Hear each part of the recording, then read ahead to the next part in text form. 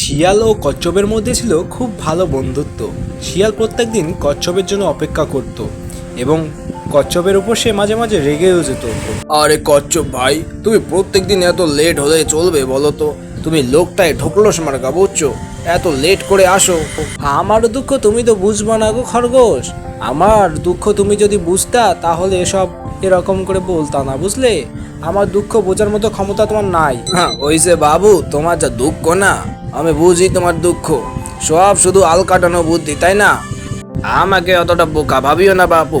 আমি এই পুরো বনটাকে রাজ্য করে খাই। আমি কি কখনো তোমাকে বোকা ভাবছি গো? তুমি নিজেই নিজেই যদি বোকা সাজো সেটা কার দোষ, বুঝলে?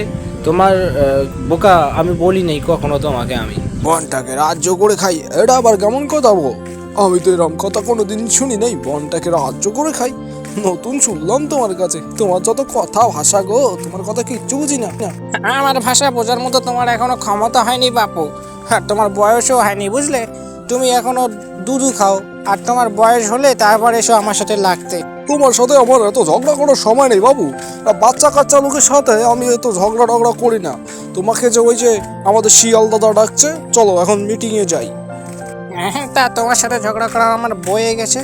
এখন শিয়াল দাদা ডাকছে, চলো মিটিংয়ে যাই। তোমার সাথে আমি এত বেকার কথা বলতে পারবো না। দুজনে ঝগড়া করার পর দুজনেই চলে যায় শিয়ালের কাছে।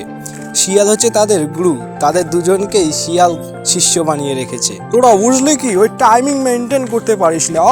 তোদের দ্বারা আমার ওই শিষ্য টিষ্য হবে না, বুঝলি? তোরা তোদের রাস্তা মাপ বাবু। তোদের আমি আর রাখবো না আমার দল। আমি নতুন কাউকে খুঁজে নেবো। কেন রাগ করছো গো শিয়াল দাদা? আমরা তো তোমারই লোক, বলো তুমি ছাড়া আমরা যাবো কোথায়? আমরা আর কাকে গুরু মানবো গো? তুমি তো আমাদের সব। হ্যাঁ গো শিয়াল দাদা, কচ্ছপ একদম ঠিক বলেছে। আমরা তোমারই লোক, আমরা তোমাকে ছাড়া আর কাকে গুরু মানবো গো? তুমি তাতে ঘাস খাও, বুঝলে? আমরা আছি তোমার সঙ্গে। তুমি তুমি চিন্তা করো না। মানতে হবে না আমাকে গুরু তোদের, বুঝলি? তোরা থাক তোদের মতো, সবসময় যা যা আসিস শুধু।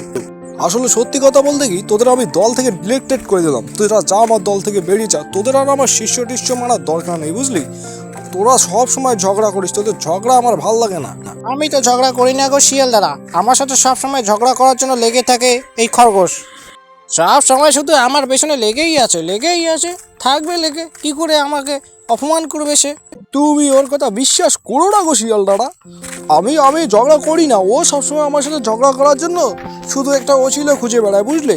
তারপর লেগিয়ে দেয় আমার সাথে ঝগড়া। পর সেই শিয়াল খরগোশ ও কচ্ছপের ঝগড়া সহ্য করতে না পেরে তাদের দুজনকেই দল থেকে বাইর করে দেয় এবং সে নতুন দল খোঁজার জন্য অন্য গ্রুপে চলে যায়, অন্য একটি বনে চলে যায়।